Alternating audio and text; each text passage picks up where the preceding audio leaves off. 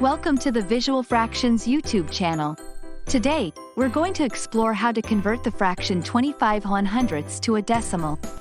To convert the fraction 25/100ths to a decimal, all we need to do is divide the numerator, the top number, by the denominator, the bottom number. So, we simply divide 25 by 100. The answer we get is 0.25. To do this by hand using long division, we start by writing 25 as the dividend and 100 as the divisor. Since 100 doesn't fit into 25, we add a decimal point in our answer and append a 0 to 25, making it 250. How many times does 100 go into 250? Exactly twice. We write 2 after the decimal point in the quotient, making it 0.2. Multiplying 2 by 100 gives us 200. When we subtract 200 from 250, we get a remainder of 50.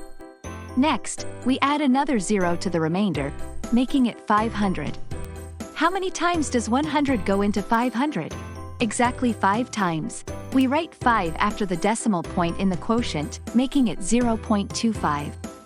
Multiplying 5 by 100 gives us 500. When we subtract 500 from 500, we get a remainder of 0. So, there we have it.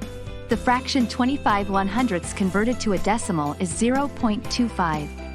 This conversion process demonstrates a straightforward method to understand and represent fractions in decimal form. If you found this tutorial helpful, make sure to hit the like button and don't forget to subscribe to Visual Fractions. Thanks for watching.